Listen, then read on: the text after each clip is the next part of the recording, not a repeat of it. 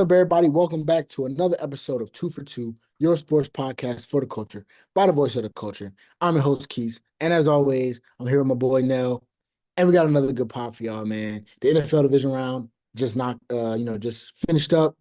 We got NBA season, got a lot of things happening around there, and we're gonna touch on a little bit of everything, man. So enjoy this one. It's season 3, episode 25. We here. Nell, my brother. I see you filled out today, so I can tell what kind of mood you are in. I know football season is over for you, and that's okay. Yeah. Because we're here Packed all today, my man. Cowboys shit up. Yeah. You ain't gonna see me in We're no here. Cowboys gear until probably September 2025. That's a long time. Yes, it That's, is. wait, 25? Yeah. You Yeah, took bro. a Next year season, off. next season is chalked. Yeah, bro. Mike Oh, McCarthy's back. Dak is back. I ain't coming back. I I mean, won't be hey, in I won't be in rush hour 3. I'm good. you see where I went, man. I'm back to my Michigan stuff. Michigan Rose Bowl champs. You know, the people was looking for the gear. I didn't even want to put the natty gear on because I wanted some people to see this. I wanted people to feel this one. I don't know any Washington fans, you know. I know Alabama fans though, so I don't own any championship gear. it's okay.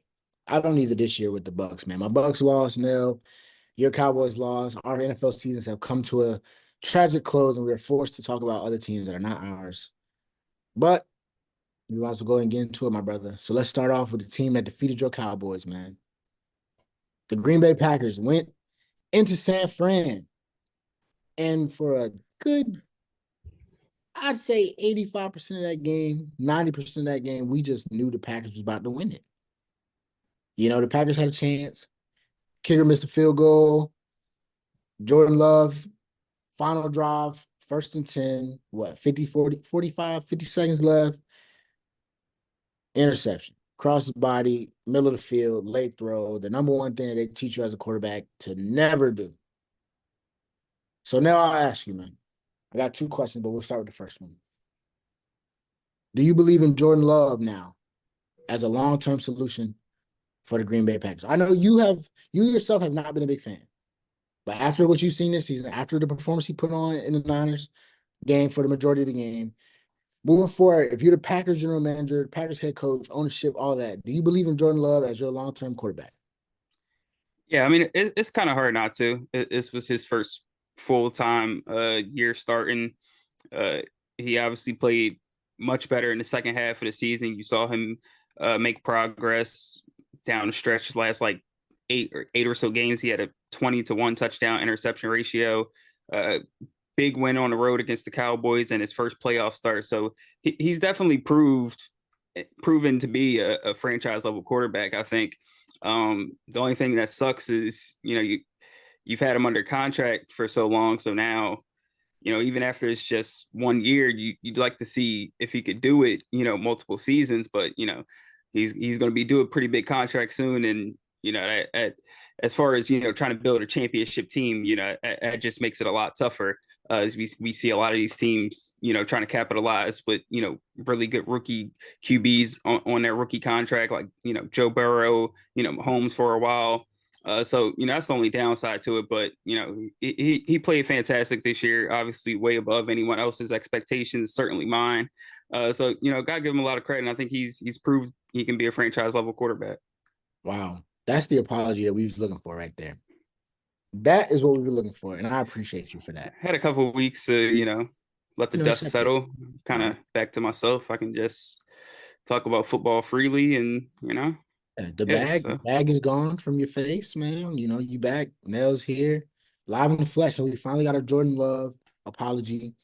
And I mean, you already knew how I felt about it. I mean, I thought coming into the year he had a chance to make some noise, and he did. Early on, like you said, no, he struggled, but towards the end of the season, he looked really comfortable.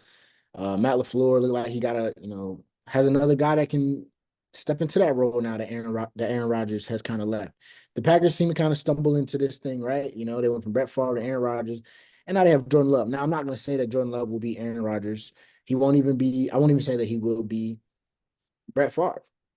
Two great Hall of Fame looks quarterbacks. like it on that last I throw. mean, yeah, no, the last play looked a lot like Favre for sure, but I like your point. You know that the NFL has a problem with giving up on, I think, coaches too early. I think they have a problem with giving up on quarterbacks too early. And when I look at Jordan Love and I look at the other quarterbacks that are around the league, the other options around the league, rather, we'll take away the guys that are not leaving their teams, right? The Pat Mahomes, Joe Burrows, Josh Allen, maybe Dak Prescott, two of those guys that are around the league, Lamar. There's not many options, right? Like, are the Packers are they're not in a position to go draft one of the top three quarterbacks in the draft, right? And realistically, what free agent quarterback would you bring in that would do better than what Jordan Love did this season for you? And that's the question that most of these general managers are left with when you look at quarterbacks. Like, okay, my quarterback, is he a top five quarterback? No, but is he a bottom five quarterback? Right. And I think most things you look around the league, you can build a championship roster if you have a guy that fits a scheme, which Jordan Love does. He's young. He has a lot of arm talent. I was really impressed with just how he looked throwing the ball comfortably. Going back to y'all's game, looking at the Niners game, and that's the team that we consider. I mean, those are two crazy defenses, right? The Cowboys and the Niners. Like, it doesn't get much better than that. When you look at defensively and how a team matches up. But I mean, he had his boys in the game, and not just in the game. They really could have Maybe should won. have. Maybe should have, right? Like, could have, maybe should have won. And the kicker make a field goal, pick aside, we might. I mean, interception aside, we might not even be talking about the game in this manner. But at the end of the day, I commend Jordan Love. I commend the Packers. I mean, I'll be honest. When the Buccaneers beat the Packers, I was like, "Oh, this team is not good." I'm like that. But that was the one blip, that they had down the stretch of the season. They looked great in every other game, or they looked good in every other game outside of that one game against the Buccaneers. And, they really gave themselves a chance. So, I think the Packers are in a good spot. I think Jordan Love is a guy that can really grow into a top 10 quarterback, and he has all the tools. They've got some young weapons around him. They got a great, I mean, Aaron Jones, his main thing is always injury, as we said, but you saw what he did healthy. I mean, what, didn't he run for 100 yards on the Niners as well? Like, something crazy. I mean, he looks good. So the Packers have, a really good problem right now, right? You got a quarterback checked off the list, and now you got a coach, you got a quarterback, and you can kind of just figure out where you want to go from there. So big ups to the Packers, man. Tough loss, but nevertheless, they ran up on the Niners, right? A team that we talked about being the number one contender pretty much in the NFL all season, right? They had a couple of moments where we talked about, can you trust Brock Purdy without his weapons? Can he be the guy to win a championship by himself? We've already established no. This game, I mean, generally healthy. I think Debo didn't play, correct? He was out. Like second Or, second right. Well, quarter, he didn't play halftime. much of the game, They right? they they they played a good chunk of the game without him. Right. And I mean, so that's something to take into account, of course. But my question for you now is, in this game, like we said, we feel like the Packers had a chance to win. Could have, might, should have won. Did the Niners show weakness, like true weakness, to say, all right, they might not even beat the Lions, let alone be the team that we should say right now, or to be the team right now that we can say can win the Super Bowl? Do you think they show weakness that you're, or is it just one of those things where it's like, I mean, it's the playoffs, man, win the game and keep it moving? Yeah, on one end, I think it's every playoff game is different. We see. I mean, that's what the playoffs are about. Some games, you luck into a win. Some games are you just prove your dominance, but every game's kind of different. But I guess one thing to worry about is the 49ers against the run. Lions coming in, been running the ball pretty well the last couple of weeks. Their offensive line is great. So, if there was anything to worry about defensively, I would say stopping the run. Aaron Jones had a really good game against them. So yeah, I don't know. It's a week to week thing. We know that, but 49ers still obviously one of the top contenders in the league. Finally having Shanahan was like it was like 0-30 or something like that when he was Yeah. trailing by Yeah. 7 or more in the fourth quarter. So I mean to finally have a come from behind win. Brock Purdy pulling it off, in a game where he didn't play great, but he stepped up in the moment when the moment called for it. So you got to give him a lot of credit for that, even without his guy Devo. We talked earlier in the season about how he looks when he doesn't have all his pieces around him, and missing his number one target and Debo, and being able to make some pretty good throws, on that game winning drive, to give them that come from behind win. Got to give him a lot of credit. That's probably got to give him some confidence going into next week too. Yeah, it's that thing that we always say, in the NFL is week to week. If you can win the game, you'll take the win. Especially in the playoffs, a game like that for the Niners, where I'm sure they were, um, the Packers gave them all they can handle. I mean, honestly, it's as simple as that. But like you said, they got it done. At the end of the day, they were losing. Brock Purdy had to make a couple throws. Some guys had to make plays. They didn't have Debo.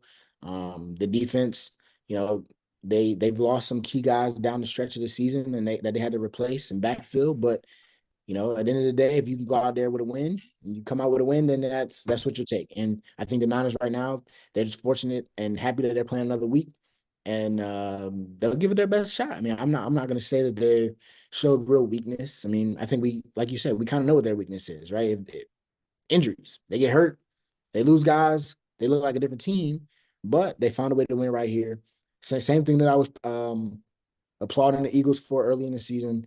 The Niners are getting it done when it matters right now in the playoffs. So we'll see how they look this week against the Lions. That'll be an exciting one, man. We'll get to that one in a little bit. But we're going to move on to the next game. Now we got the Ravens versus the Texans. Ravens with a big statement win. I told you my other team, the Ravens, we're going to hold it down. Granted, played against a young rookie signal caller and CJ Stroud. We kind of expected this game to be a victory for the Ravens. But Lamar Jackson, 150 yards throwing, and he ran for 100. MVP solidified, or are we still looking for more? Are we still worried? Are we still concerned that this Ravens team can't go out and win a Super Bowl because they don't have that big name number one? I think Zay Flowers led him in receiving. He only had 4 catches, 40 yards or something like that. But Lamar Jackson being able to hold it down on the ground, is that enough? Is that going to be enough for them to get over the hump? Yeah, I think so. I mean, I think any concerns about him winning MVP are probably, over, especially the way they ended the regular season. As far as them, going on and, possibly winning the Super Bowl, we've seen Super Bowl teams without, crazy number one receivers or, big play offenses win. Just recently, with Mahomes and Stafford, his offense has been at the forefront, but they do it defensively. I mean, they pretty much just dominated Houston up front.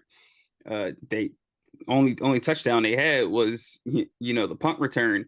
I mean, they played them twice, and neither time this season, and Houston's scored an offensive touchdown. So, defensively, especially at home, they're great. They only gave up 38 rushing yards to the Texans. So I mean that alone can win you a Super Bowl, especially when they're running the ball the way they did. Lamar Jackson had his third playoff game of 100 yards rushing. I think that's an NFL record. They ran for, I don't know what they ran for, but it had 134 yards in the second half alone. So when they're running the ball like that, Lamar making plays with his legs outside the pocket, especially at home, and when they're playing this well defensively, that's definitely Super Bowl caliber. Yeah, I mean, they look good. At the end of the day, they're another one of those teams. I mean, we know how the Hardballs are, right?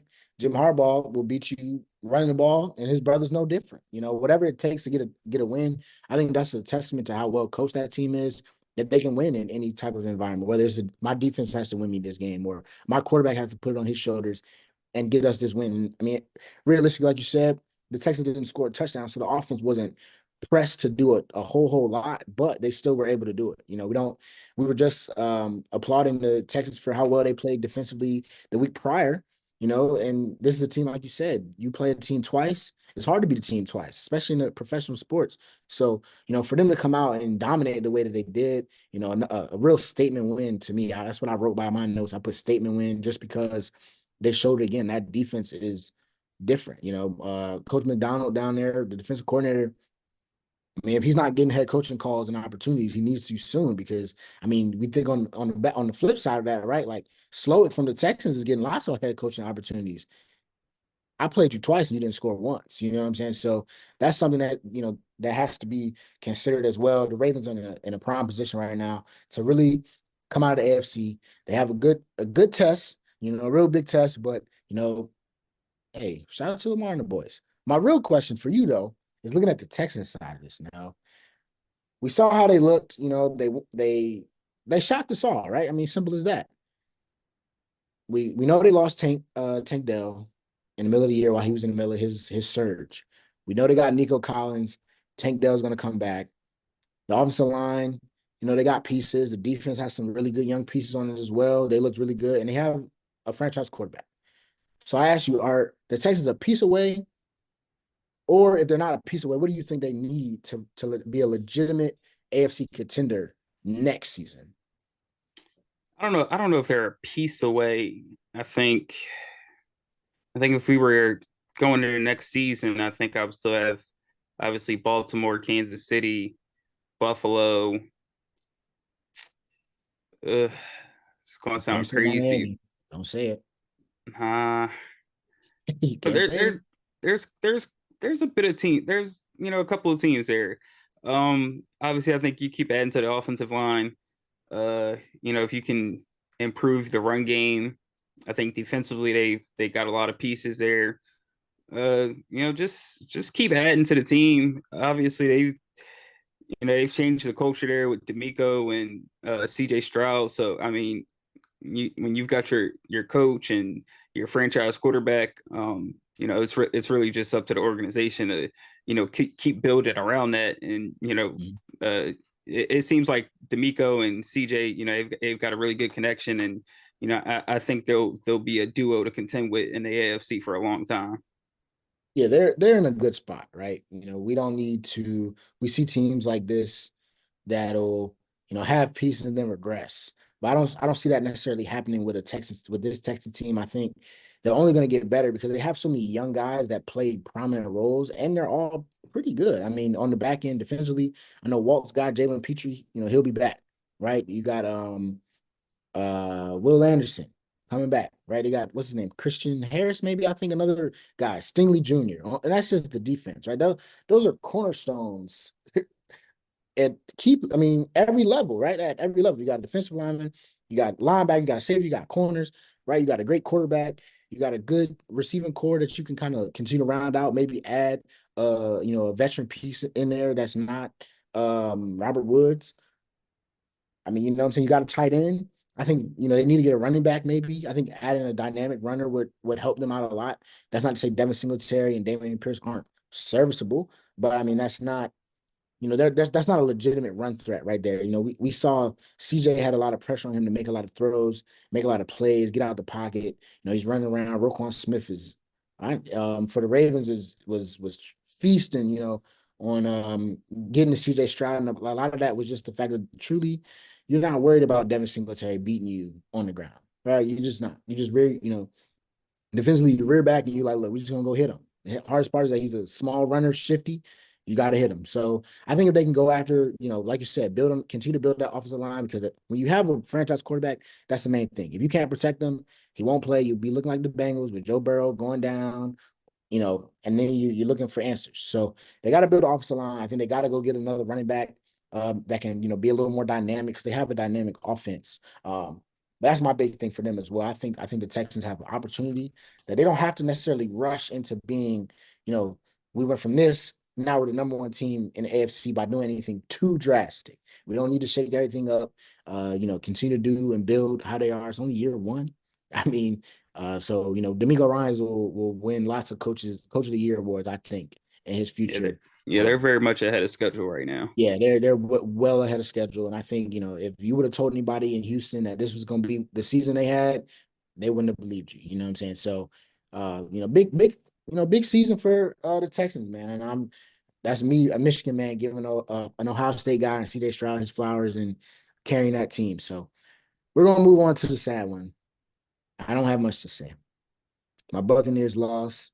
The Lions held it down at home. Crazy crowd. Fun game overall. Fun game. Baker threw for what? 300 yards, 3 tuds. Mike Evans had a 100-yard receiving Bacon. night. You know, Okay. um, Rashad White didn't play terrible either, running the football. But honestly, at the end of the day, the Bucs made two mistakes. Two turnovers, and the Lions got they converted on third down. I remember a big 3rd and 15 on the Lions, one of their final drives. Basically, we let them convert a 3rd and 15. On the other side of the 50, like that's it's just unacceptable. So that's how you lose games. But I want to focus on Baker Mayfield right now. We've been talking about it. He's due for money. He's due for a contract. He had a 1 year right now with the Bucs. Did he earn a big contract after this season? We looked on Twitter. It said what he could get somewhere between 40 and 45 mil. Let's use that number. Let's use that number as the baseline. To Nell, has he earned that? See, here's the tricky thing about sports is like there are guys that he can pull up to the negotiation table and say, hey, like I did X, Y, and Z, like I've earned this amount of money based on the market and what other guys are getting paid. So like you could say, you could come up with an argument to say he deserves that kind of money. But when you're just looking at it from a team building perspective, you know, it's still Baker Mayfield. He had a really good year, but at the same time, this was still a team that was very much up and down offensively. Um, You don't think any of you that was the first time head offensive coordinator? I mean, like, look, Offensive line struggles. Run game wasn't I'm good just saying, until like, maybe the end of the how season. how much are you able to improve your team if you're giving Baker a contract like that? I mean, that's fair. Is Mike Evans coming back? Are we gonna have some money for him? Are we gonna have enough money to pay the studs on keep the studs on that defense? I know which one shouldn't be there. Devin White. I don't care how much we got. He better not get one. So, like I said, like he's probably earned it. Like I said, if he's got a good agent, like there's Yeah, plenty he'll to go get to it. I mean, yeah, negotiation. he can get it somewhere There's if plenty to go to bring to the negotiation table. But I mean, just for the Bucks' future, like it just wouldn't surprise me if a year or two from now we're sitting here like Baker's taking up all the cap. We can't put the pieces around him.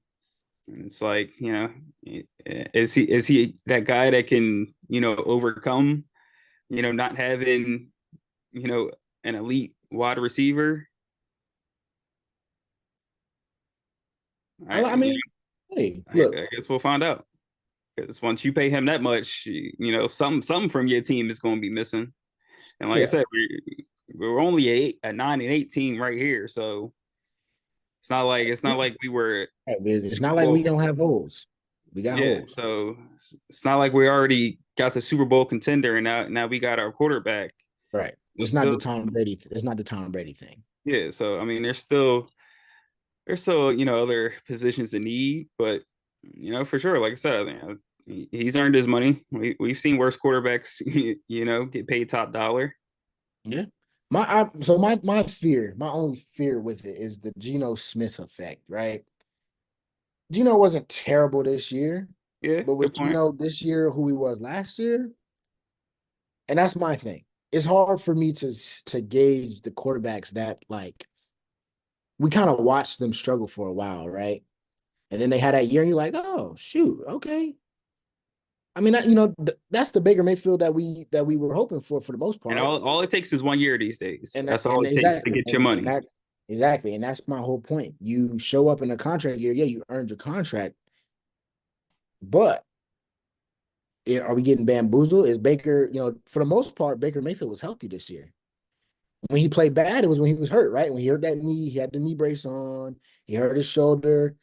That's when Baker starts throwing some picks. He looks healthy, he's not playing as bad, whatever. But my whole thing is, I think he's earned a contract. I mean, I would hope my hope is that because the Bucs took a chance on him, he goes to the table, he says, "This is how much I could probably get. I'll meet you somewhere a little bit lesser. If we can do that, I want Baker back. I mean, I want Baker back. Period. I'll just say that. I'll go on record. I do want Baker Mayfield to come back. I don't think we should just bring him back and not consider, not still consider the quarterback position, right? We know Kyle Trask is not the guy. We need to get rid of him. You know what I'm saying? I'm thinking, if there's a quarterback in the play in the draft that you really like in the third, fourth round, you might take a chance on somebody, bring him in, bring Baker back, give him 2 years, 2, 3 years, see what happens. But $40 million yearly, It's crazy. like you said, for a guy that's like Baker's a competitor. Baker's gonna give you a fighting chance, but can he elevate you if everybody's not playing well, right? Like when Mike Evans and Chris Godwin are not getting involved in the game, can Baker Mayfield overcome that? When the defense is not getting off the field, can Baker Mayfield go out there and not give me a 3-and-out, right? Can he? I don't want to excuse the final pick of the game, but I mean at the same time, like he did throw it, so it's like game on the line, right? I'm sitting here looking at the screen, and my exact words were, "All right, Baker, I need you to give me Tom Brady. Don't give me Jameis." First play, I said, "Shit, he's giving me Jameis." You know what I'm saying? Like interception, like it. I mean, that's something that you have to take into account as well. That's your last. That's your last pass of the season, my guy. You know, like that's how we went out. So it's like, granted, you don't throw the loss on Baker Mayfield. No, balled out, 300 yards, 3 tuds. I mean, kept the boys in the game, even when early it looked like the defense had no answers, right? He earned a contract, but do you give him a big one? I don't know. Like you said, Mike Evans has to come back. I think Baker and Mike both said after the game, of course, we want to come back. Baker's like, if I'm back, I want Mike back. So they're playing the leveraging game. I do think the Bucs will eventually re-sign both. But I am really curious. That'll be something that we need to watch, man. That contract when Baker does sign that dotted line, because I don't see him going nowhere else. I think the Bucs are in that kind of situation. Not the same situation as the Texans, where it's like you have a franchise quarterback, but like in a situation of, okay, y'all are probably better than we thought we were going to be this year. Granted, the Bucs are assuming they're going to go to a playoff, but like you weren't terrible. You can win the NFC South with this guy. So what do you do around him? Do you have enough Which money doesn't to say much. it? I mean, yeah, exactly. But you win a playoff game with him. So now it's like, okay, boom. Do we have enough around him? The offensive line needs to get better, right? Like you said, we got key guys on defense. Antoine Winfield's due for money. Devontae David only signed a 1-year deal. Devin White has already answered itself. Um, you know, what are you going to do with those two cornerbacks that you invested a lot of money in who go down every time you need them, right? Jamel Dean goes down in the best game he's played all season, and the defense looked terrible after he left. So the Bucs have some holes, like you said. So we'll see what Baker does. I can talk about that all day, and that's not fair to the team that won. The Detroit Lions, they've shocked the world this far to this point. They're not playing a home game this week, though. Now, do you think realistically, from what you've seen from the Lions from week 1 to now, do they have a realistic shot? Yeah, I think they got a shot. Especially, once you get to this point, I think both teams you're coming in hot with momentum. And I think the Lions, especially, Detroit was rocking those two home games. Mhm. So I'm sure they're coming in with tons of confidence and momentum. Um, they're playing well. I think the 49ers should still be favored, but uh, some would say they might have the advantage at quarterback. We got Mr. a former number one overall pick versus former Mr. Irrelevant. So it'll be an interesting matchup. But I expect it to be a close game. Okay, and I agree with you. I think the Lions do have a true chance. I think I mean, they're one of those teams where if they weren't the Lions, we probably give them even more respect, right? But also, if they weren't the Lions, would they be as great of a story? I don't know, but I think a lot of people are giving the Lions kind of a Cinderella thing. They're not a Cinderella team. It's a Like this is real a thing. team, they It happens. they beat up on some people. They got beat down by some people too, but they beat up on some people throughout the year. And like you said, um, Jared Goff is playing some of the best football of his career. I mean, he solidified himself as the quarterback in Detroit for a while, right? You got a crazy 1-2 punch in David Montgomery and Jahmyr Gibbs. I liked that they leaned on Jahmyr Gibbs more to win that game with them for them against the Bucs. Flat out, David Montgomery wasn't going to get it done against the Buccaneers. They needed somebody that was more dynamic, And that's what you go get Jahmyr Gibbs for. We were talking about, Amon-Ra St. Brown. Showed them when they needed him. Got a touchdown. Josh Reynolds, is he a number two? But he does enough. And then they got what? Sam Laporta, and they just signed Zach Ertz. I don't know how that's gonna go, but the offense has enough. And defensively, like they're well coached. Aaron Glenn, another guy that we talk about that needs to get looks at as a head coach, for a head coach. I mean, he's got Aiden Hutchinson. He's their guy. They got some guy. Their corners are their biggest weakness. But we even saw in the Bucs game, it took the Bucs a half to figure out what they needed to do. You know what I'm saying, to test that secondary. So I think they give themselves a shot. I won't, I won't say they'll win it, but I do think it'll. I mean, shoot, the Packers get the Niners a game. It's a week-to-week league. You go out there. I mean, if Debo can't suit up, that changes some things for the Niners. I mean, and if he does, how healthy is he? So I think the Lions have a shot, man. And I'm excited to see. I think it'll be a close game as well. We'll get into that officially right after we talk about the Reaper, Pat Mahomes. I told you, you came on here with that Josh Allen mess, talking crazy. You did. I told you. I've been consistent. Every time we talk about the Chiefs, whether they sucking, Pause. stop right there, or not. I appreciate that. I said I will never doubt Pat Mahomes in the playoff game. And sure enough, man, Josh Allen and the boys, they gave him a good shot. But drunk Josh showed up in that last drive. He had one good throw, and it was dropped by Stephon Diggs, the wide receiver number one. That So wasn't just a good throw. That was that was a dime. that was That was a insane. dime. That was a dime. That was a dime. And from there, you could tell that miss, or that drop rather, that was demoralizing for them. After that, it was just shoot. That was the one. That's that one that play when you make you game plan all week and you waiting for that shot, you waiting for the opportunity, you get it. They didn't capitalize, and that was it. So with that, what is next for Josh Allen and the Bills after this loss? We've Yeah, been said somebody's getting fired. So look, look, I think if you come back next year, I think the Bills are still one of the top teams in the AFC. Obviously, I think look, they were decimated by injuries defensively. I think they need to get a lot younger on defense. they do. They relied on a lot of veterans defensively, and they just couldn't hold up. Especially with all the injuries they went through. The Chiefs have gotten a lot younger on defense, and look what that's done for them. They had a top 5 defense this season, so I think they need to get younger defensively, and obviously they still need, even though Diggs didn't have a great game, they were missing what's his name, Gabe Davis. Gabe Davis, yeah. They still could use a second receiver, next to Diggs to, take some pressure off of him. Truly. I thought James Cook had a breakout year. They finally, really relied on the run game. They ran the ball well for 3 quarters against the Chiefs, and fourth quarter, pretty much every run was negative or no yardage. So I look, it's going to leave a sour taste just like last year. But I mean, is there another, a better option? Josh Allen still, no, we don't really see anybody go toe to toe with Mahomes like that often. And yeah, Mahomes has got his number right now. You definitely can say that. But Tom had Peyton's number for a long time. Eventually you just need to get one, and the conversation changes. So, I think they just keep making improvements to the team.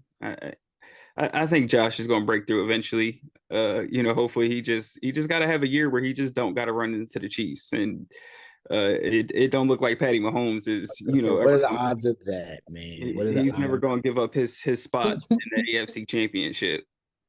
Yeah, it's tough. The Bills are in a tough spot when you run up on a generational guy, a generational team, generation. I mean, I don't want to call him a generational coach, but I mean, one of the best coaches of our generation. So shoot, generational coach, Andy Reid. I mean, it's hard to stop that train from rolling, especially when they they got Pat Mahomes, right? And then Travis Kelsey's playing well, right? Like,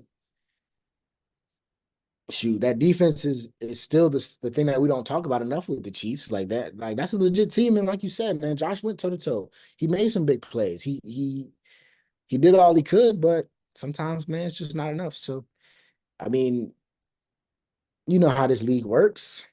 It's knee-jerk reactions all around. A lot of rich people that don't even really know the sport, but they make decisions. So, I'm curious to see what happens with the Bills. I mean, McDermott, I think his time's over. Um, did he get fired already? Not that I've heard. I don't They didn't announce that. Yeah, they didn't announce personally know that. why he would. I think they I found mean, he something with the didn't offensive coordinator. he didn't miss the throw. Yeah, that was a big time move. Yeah, Uh, so I mean, I think that probably that might afford him another opportunity, I right? mean, But what are we actually firing him for? I mean, What was his part in this he loss? he He he, wasn't dropping passes. I mean, you know what, that he DeMar signed. Hamlin I punt was going was to kind of say, wild, but it ended up. Look, no points were scored. Thankfully, because Hartman, fumbled in the end zone. So that if they scored a touchdown there, that pretty much would have been the end of it. And then, I think you fire him right after the game if that was the case. But it ended up not really costing them the game in that moment. no, bro, they ran that man on. They were trying to make him a hero. And that is enough. That's a fireable offense. I don't even want to talk about them They, anymore. they they wanted to give the comeback player of the year voters just a little something to remember. He had to accumulate some type of stat. You're right. They gave him a chance. They made the man run the ball, bro. As the play just looked terrible. I mean, I think there was what they were trying to catch the Chiefs slipping. I think they had 10 players on the field or something like that, and I don't care. still couldn't get it. Crazy. I have no words for that. That was hilarious. That was a good. Hey man, look, we got to talk about the Chiefs side. I'm gonna leave DeMar Hamlin alone. Travis Kelsey resurgence, 2 touchdowns. Rashi Rice is here.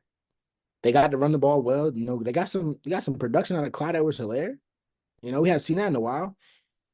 Do you think the resurgence of this offensive weapons does that get the Chiefs over the hump to win the Super Bowl? I mean, we'll find out when they play the Ravens, but Um, it was definitely we've seen so many people say it was the best and by far the cleanest offensive game they've had all year. They I think outside, I don't think they punted, or they might have punted once, and then the only other time they didn't score was when Hartman fumbled in the oh, they in the cut end him. zone. So I mean they offensively they played great. Pacheco was awesome.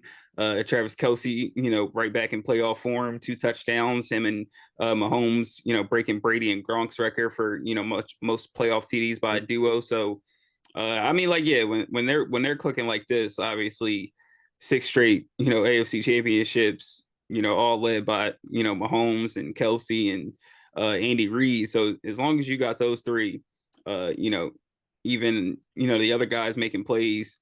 I think they only had one drop in that game. So when they're playing clean football like that, especially when they can run the ball, Patrick Mahomes doesn't have to necessarily make every play with his arm, and you can rely on that defense behind you. They're giving themselves a chance for sure. It's going to be an Hey, interesting game in Baltimore. let's just jump right into it, man. That's the first game we're gonna preview, man. We in the final four. We in the conference championships. Baltimore, Kansas City. I am looking for a ticket to this game. I want to see Pat Mahomes play. I want to see Lamar Jackson play. So good luck with that. Yeah, I'm not going. It's okay. I've already accepted. I'm gonna go sit at a bar and enjoy myself with the rowdy fans. Might go give me a Ravens hat or something. But we've talked about the Ravens defense. We've talked about the Chiefs offense. We talked about Chiefs. We talked about the Chiefs defense as well, and we talked about the Ravens offense. So I want you to tell me when we're doing these right here, what would be the deciding factor in this game, and then give me your prediction for who's going to win. So you can give me your prediction with the deciding factor as to why you think one team will win versus the other. This is tough because at this point, it's hard to bet against Patty, It is. but I mean, Lamar seems like a man on a mission. It I is. I think, man, it's gonna come down to, oh man, how well the Ravens run the football. I don't necessarily know if they can win a shootout, if it's Right. just, arm for arm, like the Ravens gotta throw to, keep up with Mahomes. Right. Uh the Chiefs defense, they weren't great against the run for 3 quarters. The Bills were, just running all over them. Josh Allen, Yep. James Cook, and obviously you face a even more dangerous dual threat and Lamar Jackson. If they can run the ball and control time of possession, obviously we know what they present defensively, and they make this kind of a lower scoring game. I think that favors the Ravens. But I think if the Chiefs, get up on them early, Mahomes is, diming up Kelsey and Rice. You force Lamar to have to make plays with his arm. I think it'll be interesting. I think it could be interesting in that situation. But and they were really good against the run in the fourth quarter. Like I said earlier, pretty much every run James Cook had in the fourth quarter was either no yards or negative yardage. So if they can bring that fourth quarter run defense to Baltimore, I certainly think they got a chance. It's tough for me to do a prediction You're right now. really on the fence. You are on the fence. I'm gonna rock with the Ravens just because I said this is going to be the year Mahomes doesn't get to the Super Bowl. But I don't know, man. They looked really good last week. Aside from the run defense, uh, man. But I'm gonna rock with the Ravens. I'm gonna rock with the Ravens. I'm gonna say they're able to run the football well. Lamar makes some plays, and good luck stopping Patty. But I say they make a play or two. I say they force them into at least a one or two punts, unlike the Bills, and I think it'll be a close game, but I think Lamar edges them out. I'm gonna say like it's gonna be like a 24-21, 24-20 type of game. Okay. And mind you, it's supposed to be Sunday. It's gonna be a rainy day out here in the city. As That's of now, that might be even better. I mean, look, let Mahomes me check the already weather. he, When I looked, it was supposed to rain on Sunday. Let me see what they got for us. Oh, no, looks like it's cleared up. We got a nice looks like we got a nice 46-degree day coming through on Sunday. So look, it's gonna be tough because the Chiefs and Mahomes, he silenced a lot of haters, that were, worried about him playing, on the road in the playoffs. He proved that his greatness travels. So yeah. Hey, it's gonna be a great battle between those two. I'm famous for saying I'll never bet against Kansas City. But I'm famous for saying a lot of things. I'm Maybe I'm I'm, not. I'm seeing in Pat that they not getting to the Super Bowl this year. Hey, I look in any other game against any other team, I'm taking Patty. But I'm with you. I think it's the year of the Harbaughs. I think it's the year of the Ravens. I think it's Lamar's year. What better way to go out after all of the nonsense, right? All of the hate. The good thing about Lamar is like he's one of those guys like he pays attention to that. I think I was looking on Twitter just when I was leaving work, and it was like somebody was talking about a crazy performance he had at Louisville, and they were like a bunch of teams looked at this and said, "Nah, we good." And Lamar Compton just put the crying laughing face because he knows, right? Like he flat out knows, like, yeah, y'all are crazy. And I think my deciding factor is it's not even gonna come down to just quarterback play because I feel like both quarterbacks will play well. I think it's gonna come down to what defense can cause the first turnover. The Ravens, for the most part, they play pretty clean, right? Like they don't turn the ball over a lot. Pat Mahomes and them are so explosive that usually their turnovers don't come back to bite them. But you got a team right now that's playing the best defense we've seen in the NFL this season. This Ravens defense looks like an old school 2000s. I'm coming in. Hit you. We're gonna hit you. We're gonna keep hitting you until you just quit, right? And I think that's something that I don't know if Pat Mahomes supporting cast will be able to make up for that. Travis Kelce's gonna beat Travis Kelce. But I like Roquan Smith. I like Patrick Queen. I love Kyle Hamilton. That's three really good options that trying to maintain, like keep Travis Kelce in check while also, factoring in for not Lamar, for Pat Mahomes, his ability to extend plays. I think it's gonna come down. We saw what Miko Harmon is gonna do when he gets that ball. When the when the Chiefs have to go to somebody that's not Travis Kelce, Rashee Rice, or Isaiah Pacheco, I think that is when it gets a little scary. And I think whatever team makes that, I could see Miko Hardman fumbling again. I could see Clyde Edwards-Helaire coming in and whiffing on a pass protection and getting Pat sacked on a big play. I could see MVS drop. Like I could see those things, and I think that is what's going to be the deciding factor. The team that makes the first mistake, and I think that team will be the Kansas City Chiefs. I think the Baltimore Ravens will win. I mean, it's literally in the air. I breathe it every day. Like I can't say nothing else at all. And that's look, and I love.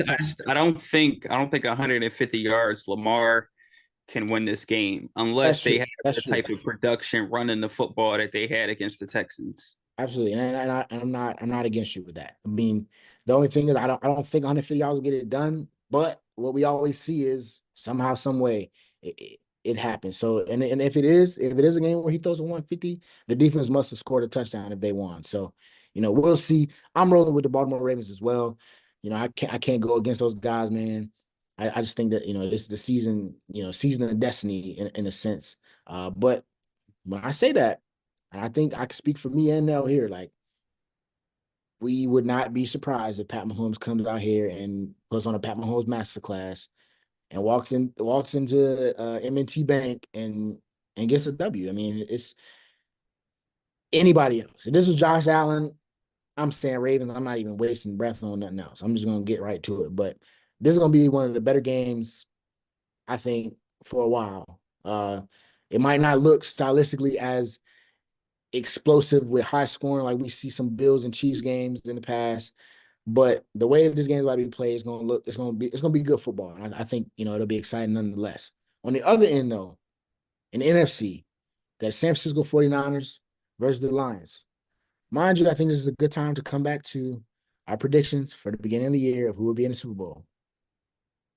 I don't think either of us had the Lions having an opportunity. Both of us thought the Ravens and the Chiefs might make it. But we also thought there would be two other teams playing in this game. Well, maybe one other team playing in this game, or two other teams with opportunity to play in this game with the Niners, right? And We that don't was gotta we don't gotta talk about the okay. My fault. early So we're season gonna move on. predictions. Just move on. Yeah. Looking at this game, what is the deciding factor in this Niners versus Detroit game, and who you taking? I'm rocking with the Lions. Whew, Yeah. whew, Especially if whew. It's all right. Let it out. I'm with you. yeah, if Debo don't play, I'm rocking with the Lions. Somebody got to knock off the 49ers. I don't want to see them win a ring. So look, something got to give. Hey, Deciding factor is going to be luck because they're going to need it. Defenses, been playing really well. So yeah, Christian McCaffrey. Like I said, if they can capitalize, they can get another Brock Purdy, starting out the way he did against, the Packers. If they can capitalize on, some opportunities the Packers couldn't, uh, hopefully Jamar Gibbs, Montgomery. I think those two will be key. I don't think this will necessarily be a Jared Goff game. I think Gibbs and Montgomery are gonna have to, hold up there and give Goff some support, and then Goff on third downs, just be efficient. And I think the Lions, with a lot of momentum coming in, Aiden Hutchinson 8 sacks his last 4 games. I think if he can make some plays, get some pressure. I think the Lions can do this. I'm hoping this one is just I'm just praying just because I don't want to see the Lions in it. I mean the 49ers in it. So I'm rocking with the Lions for this one. just All off right. pure hate, nothing else but pure hate. I have a lot of hate in my blood as well. I do. Yeah, I'm sure And I mean, I do. I do. The Niners beat my team this year. The Lions beat my team twice. Packers I beat my don't team like, all the time. I don't love Brock Purdy. I always say, I always say the Niners got just enough. I can't say the word on here, but it's like the ninja emoji. They got enough of that to get over the Yeah, hump. they got just enough soul, They soul in got them. just that's what I need. Just enough soul to go with the racism that is the Niners. The Hey, Lions, it's no I black don't quarterback, need no black quarterback behind center in this game. So maybe but maybe maybe Bosa don't go as hard as he usually do. you know, the Lions have a black defensive coordinator. They also have a black backup quarterback in Hendon Hooker. And they also have Aiden Hutchinson. And they happen to have Jameer Gibbs, who's probably my favorite player in the NFL right now.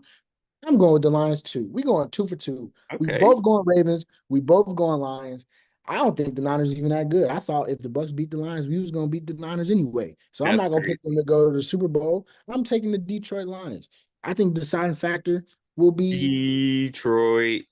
yeah. I think the deciding factor in this game is just going to be like Detroit's playmakers versus the Niners playmakers, right? We got Chris McCaffrey, Brandon Ayuk, I almost called him Greg Kittle, George Kittle, and Debo Samuel. Should he play? Nice. On the other end, like I said, we got Jameer Gibbs, David Montgomery, Amon-Ra St. Brown, Sam Laporta. Hey, I'm going with the young guys right there, right? I mean, I'm taking Detroit. I'm gonna give him a shot. I think Jared Goff has been there, right? Like I'm not gonna say I think he has been there. He's been to a Super Bowl. He's been to this type of game before. He's played in high impact situations. He has played against the Niners a good amount of times in his career. And I'm gonna take the Detroit Lions as well. I think the Detroit Lions will go on and see their Cinderella story. I've been talking about destiny, you know, Michigan. It might be the year of Michigan too. You know, who knows? And the Detroit Lions, Lord knows that city of Detroit deserves something the way they got to deal with them Pistons, man. So, you know, San Fran, they got nice things and big bridges and all that good stuff. But we're gonna take the underdog in this one, man. I'm going with the Lions as well. Quis and Nell finally, man, that's tough. That's probably really bad luck for both of those teams. But Nah, you know, we're gonna wish them well, man. And that's gonna do it for our NFL section. We got two pretty key happenings in the NBA that we're gonna touch on, and they both happened within the last 24 hours, which is well, for absurd. us at least, Yeah, for while at the time that we're recording right, this, right, right, right, right. As of the day we're recording this happened in the last 24 hours, which is absurd. We don't get this much NBA news until the deadline, which is what, in 2 weeks. So you see it. He got the Philly jersey on. So we gotta be talking about that man. And I hope it's there it is. at Joel 21, Embiid, 21, number can you do 21, something for me? the process himself, 70 points last 70, night. 7-0. You didn't. That's bro. like He had like KD say four in the first shit. first quarter. 70, And he did it 20, against the yeah, new. 20, It yeah, was like 20. 24 or 28, something crazy in the first quarter. But I mean, you got 70, you got 20 in every quarter, basically. Um, he did it against Wimby too. I mean, granted, the Spurs aren't a great team, but Wimby, that's the guy. But we Wemby had no shot. yeah, he I had no told you shot. before the game, I was You did. expecting 40 I was gonna easy. say that. I was gonna I say that. didn't. Nell, I texted Nell. I said Whew, Embiid versus Wimby with the eyes.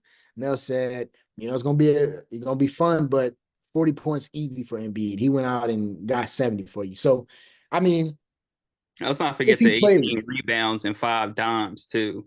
I mean, he's playing at an otherworldly level right now. Obviously, I think he's the MVP favorite. Should he not miss what he got, like what, 8, 9 more Seven, games he can miss? 7? seven Yeah. games he He can got miss. 7 games that he can't miss to win the MVP. I just wanted to say that he got 70 points on the pod. I'll let you take it over from Crazy. here, but I will He could have ask had you, 80 easy. he could have. Is it I'm pretty stamped? sure, if I'm not mistaken, that's like He was like the quickest player ever to get 70. He only played 37 minutes, Yeah, I was which gonna is say he didn't like even play that. He didn't even play a crazy amount. I mean, I think freaking insane.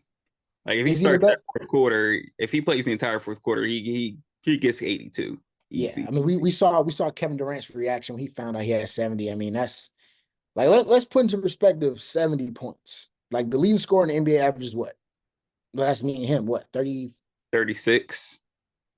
And that's Embiid, right? Yeah.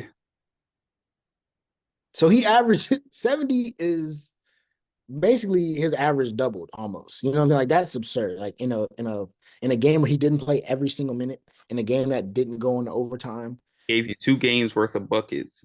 Exactly. He could sit out some more games and be fine. Shoot, he could go sub in. He could play, sit down, and not record a stat for at least another week, and he'd probably still be the leading scorer in the NBA. Is Joel Embiid the best scorer in the world right now?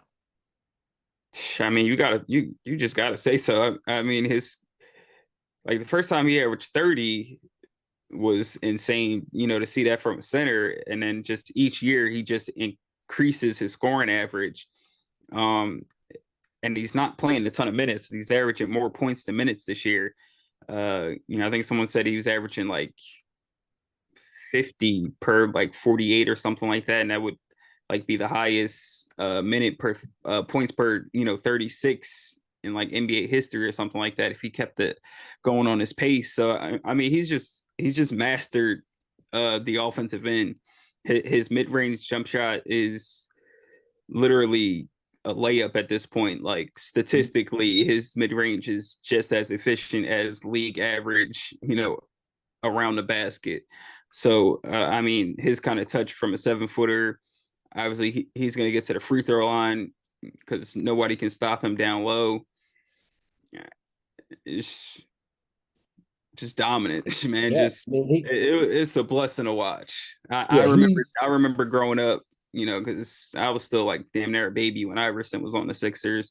I remember growing up in the Iggy days where it was like, shit, if someone scored 18 points, I'm like jumping for joy, saying like, yo, he was a bucket tonight. So to see someone in a Sixers uniform go out there and get 70 and be getting 40 on a nightly basis, uh, it's insane to see. yeah, And it's sad that most of the conversation around Embiid now is he has to get it done in the playoffs, which he certainly does. But say that conversation for April and May, and right. just enjoy the greatness that's on the court right now, because Yeah, it's lazy. that's It's what we're here lazy. for. As fans, we just here to watch the great players who Right, we'll worry about the slander and then playoff failures when we'll cross that bridge when we get there. right, exactly. And I agree. You said something I like. A lot of people that's the biggest cop out, right? My roommate does it every time. He was sitting there last year. I'm like, yeah, we got. I mean, MV, the MVP, whatever. Playoff performance is bad. Jokic going crazy. Every time Jokic does something, he come look at me and be like, "What was that you said?"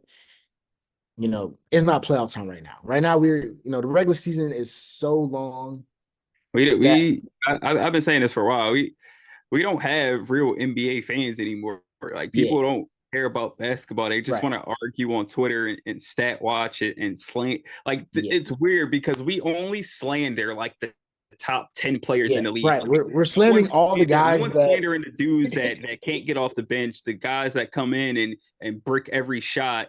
But we slander in the top players in the league. So like right. it's just weird to me. Like obviously we'd like to see Embiid get it done when it matters the most, but there's been plenty of players throughout history that we glorify that haven't won rings. So I'm hoping that playoff run comes for him just so we can stop that conversation. But I mean, we just got to get back to just fans just enjoying basketball. It's just too Yeah, much arguing and slandering for me right now. yeah. The NBA season is way too long for people to be so hypercritical of every single thing that you see. Like it's an 82 game season. These dudes are gonna have bad games. They're gonna have great Nobody games. has ever played 82 straight good games. Like it's Like, just never happened. it's not Not gonna even happen. Michael Jordan goes 82 games without having not one bad game. Exactly. And that's I mean that's just the end of it. We're witnessing. I hate when people like downplay what we're like we're witnessing so much talent in the NBA right now that like we've never seen this much talent.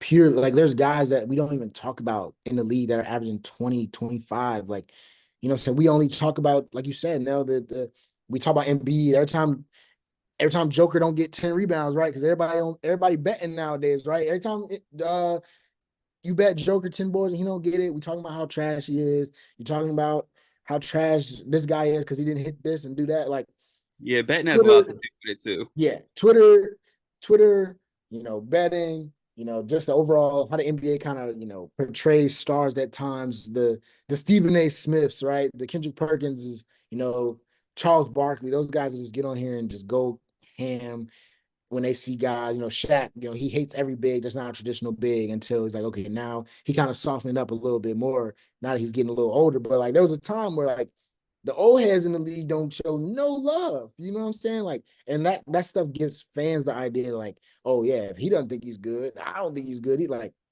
let's be for real. All right. We just slandering got like you can't slander a man that just has 70. Who cares? Like let Philly fans say that, right? Like I feel like it's fair for you to be like, oh, let's hope that he does that for us in the playoffs. Cause like, I mean, you're a fan of the team. But at the end of the day, like I'm a Knicks fan. I mean, I hope he doesn't do great in the playoffs. I'm trying to beat him. But at the end of the day, like, are you a basketball fan? Like, what's your we can say that we saw a man score 70 points. You know what I'm saying? Like that's something that I think people need to, focus a little bit more on rather than being so quick to just judge guys off of things that don't matter, like pointless, empty Twitter stats and Twitter arguments. Like, anyway, shout out to Joel Embiid, man. And I'm not even a Philly fan. Shout out to Joel Embiid. That's my guy. I rock with him, man. But the other news, man, before we go ahead and end this episode, today, fresh off the press, Adrian Griffin, head coach for the Milwaukee Crazy. Bucks, second in the East Milwaukee Bucks, the guy that got appointed because apparently he was Giannis's guy, fired. What do you think went wrong here? Besides the fact that the Bucks defense is just not good, they're still second in the East. I mean, that Pistons game might have set it over the top. You lose to the Pistons, whatever, or you compute the Pistons, whatever. But what do you think went wrong here? And there's some names floating around. I think they're gonna try to get a Doc Rivers. Who would you Well, hire? yeah, I think it's pretty obvious that I think he just didn't have his voice in the locker room. The players weren't really buying in, obviously, to whatever he was selling. We know defensively they've struggled a lot this year. I think a lot of that has to do with losing Drew Holiday more so than Adrian Griffin. But uh, I mean, it's a bold move to fire a coach mid-season when he's second in the East, and I mean they're like top five in almost every offensive category. Second in points, they were like top five in threes made. So I mean they regardless of how they look defensively, which when you get Damian Lillard, he's not known for his defense, so you're gonna take a dip statistically on that end of the floor. Um, so obviously, the players we've seen Giannis plenty of times, be critical of the coaching in the media. So when your star player is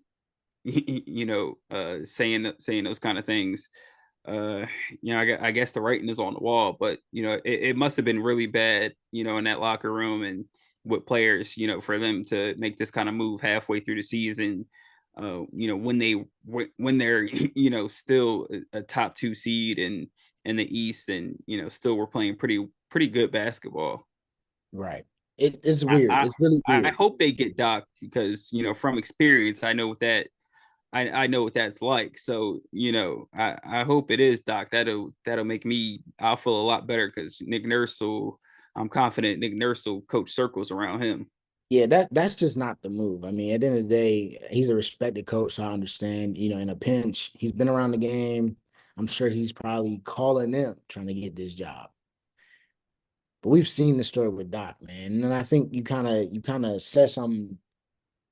It's kind of on Giannis, right? Like if this is Giannis's guy, you can't go out publicly and go after the coaching stat. Like you can't talk so much about coaching, and when you lose, you're so down and down. And like, I mean, I was somebody I didn't think they should have fired Budenholzer to begin with, right? Like, I mean, you got a guy that gets you win a ring. Like, what are we doing? You number one in the East every year. Like, It's it's not just all. It's eventually like especially at this level. Like, yes, coaching is a thing for it's a sure, results league, man. right? But And and it's now like, nowadays, like it don't matter if you've won a championship. yeah, Like the leash is short, and if you that's go the two problem. years, if you go 2 years in a row without results that the organization and everyone was looking for, there's a good chance you gonna get that boot. Yeah, and that's the crazy, and that's the thing about teams like the Bucks, right? They historically, mm, we're used to the Lakers doing some stuff like this, right? Like, oh, it's not working. LeBron not happy to be fired, but like I don't know. I think the Bucks are setting a bad precedent, right, for in doing something like this.